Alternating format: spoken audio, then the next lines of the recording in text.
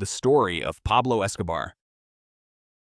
At the height of his career, Pablo Escobar was making so much money that he could not spend it fast enough to stop losing it. Cash sat in warehouses, buried in fields, stacked in walls, and every year the company simply wrote off around 10% of it, eaten by damp or by rats. 10% of a fortune so large that losing a tenth of it to rodents was just an accepted operating cost, filed away somewhere between fuel and payroll. He was, by some estimates, one of the richest men on the planet, richer than entire countries, and his single biggest recurring expense was rubber bands, because you cannot move that much paper money without something to hold the bundles together. Somewhere there is a receipt, or there was supposed to be one, for roughly $2,500 a month spent purely on rubber bands. That is not the cost of the operation. That is the cost of the office supplies. This is the story of how a street dog from Medellin built an empire on cocaine, went to war with his own government, and became the most hunted animal in the Western Hemisphere. Some of the older dogs around the neighborhood apparently just called him Pablo, which is completely unverified, deeply unofficial, and frankly too good not to mention exactly once. Pablo Escobar started small, the way most large disasters do, stealing headstones and sanding off the names to resell them, running small smuggling jobs, working his way up through a pack of ambitious young dogs with no money and no patience. By the late 1970s, he had found the one product that could turn a stray into a king. Cocaine headed north to a country that had just discovered it wanted an enormous amount of it.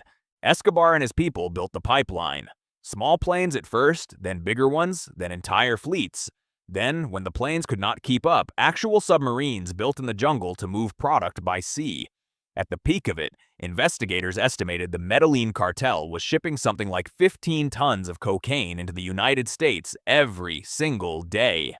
Not a good month, a day. The money that came back was so absurd that normal banking could not hold it. Estimates put Escobar's peak fortune at around $30 billion, and Forbes magazine, apparently unbothered by where it came from, listed him for several years, running as one of the richest men alive. He spent it the way you would expect a dog suddenly handed infinite treats to spend it. He built himself a 6,200-acre estate called Hacienda Nápoles, with a private airstrip, a bull ring, a small fleet of classic cars, and a zoo. Not a modest zoo. Giraffes, elephants, and 4 hippos, imported because he simply wanted hippos. Here's the detail that tells you everything about the scale of the man. Those 4 hippos are still there. Nobody could safely relocate a semi-aquatic animal with no natural predators in South America, so they bred and kept breeding, and as of recent counts, there are well over 100 wild hippos roaming Colombian rivers today.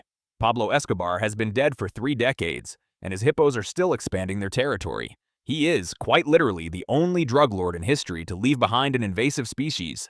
For a while, he was not just tolerated, he was adored.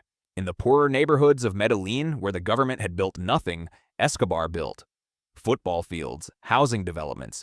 He personally funded homes for hundreds of families in a project the residents named Barrio Pablo Escobar, and it is still called that today. He got himself elected as an alternate member of the Colombian Congress. A working cocaine trafficker sitting in the halls of government, and for a stretch of time, half the country genuinely loved him for it. Then the other half of the country tried to stop him, and this is where the story stops being funny. When the government moved toward extraditing traffickers to face trial in the United States, Escobar treated it as a declaration of war, and he fought it like one. He is believed to have ordered the assassination of a justice minister, a leading presidential candidate, dozens of judges, police officers, and journalists. In 1989, his organization bombed Avianca Flight 203, killing all 110 people on board, in an attempt to kill a single politician who was not even on the plane. The politician survived. He had missed the flight. That same year, a truck bomb outside the headquarters of Colombia's intelligence agency killed dozens more and injured hundreds, most of them ordinary people who had nothing to do with any of it. Historians estimate Escobar's war against the state and against rival cartels cost somewhere in the range of tens of thousands of lives across Colombia through this period. There is no joke that belongs anywhere near that number, and this video is not going to try to find one. Eventually, the pressure became too much even for him, and Escobar did something that could only happen in Colombia in 1991. He negotiated his own surrender, on his own terms. In exchange for turning himself in, he was allowed to design and build his own prison. He called it La Catedral, And calling it a prison is generous. It had a nightclub, a soccer field, because Escobar loved football and reportedly arranged for actual professional teams to fly in and play exhibition matches inside his cell block, a giant dollhouse for his daughter, a waterfall. The guards were handpicked by Escobar himself, which meant they answered to him, not the government. He kept running his empire from inside it, phone in hand, and when rivals inside the cartel displeased him, he had them tortured and killed within the walls of his own luxury prison, which the government had built for him, and which the government was not permitted to enter without his approval.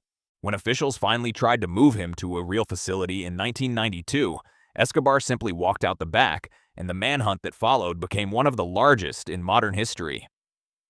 Colombian Special Forces, an elite unit nicknamed the Search Block, worked alongside American intelligence agents and a shadowy vigilante group calling themselves Los Pepis, people persecuted by Pablo Escobar, who began assassinating his associates, his lawyers, and his family's allies one by one, using intelligence that many believe came from the very forces meant to bring him in through the courts, not through a body count. For 16 months, Cats hunted a dog across an entire country using cell phone tracing that was cutting edge for its time, closing in block by block through Medellin. On the 2nd of December 1993, one day after his 44th birthday, Escobar was traced to a rooftop in a middle-class neighborhood of Medellin, trying to escape across the tiles. He was shot and killed within minutes, ending a manhunt that had consumed the resources of 2 governments. His son later said the family found out he was dead from the television, the same as everyone else in Colombia. So what do you actually make of a story like this? Because here's the uncomfortable part. In the barrio he built, some people still leave flowers. The truth is not really about a dog who got lucky. It is about how much devastation a single man can cause when a country is poor enough, and a demand is large enough, and enough officials can be bought, threatened, or simply outgunned. Escobar did not become one of the most powerful criminals in history by being clever, or even by being especially ruthless compared to the men who came after him. He became that by being first, in the right decade, in a country with a government too weak to stop him and a customer base too large to ever run dry. Every cartel that followed him, and there have been many, was really just following the map he drew. The hippos are still there. So is the money, most of it never found, presumably still rotting in a wall or a field somewhere in Colombia, exactly the way 10% of it always did. Everything else he built, the empire, the war, the prison with a soccer field, is gone.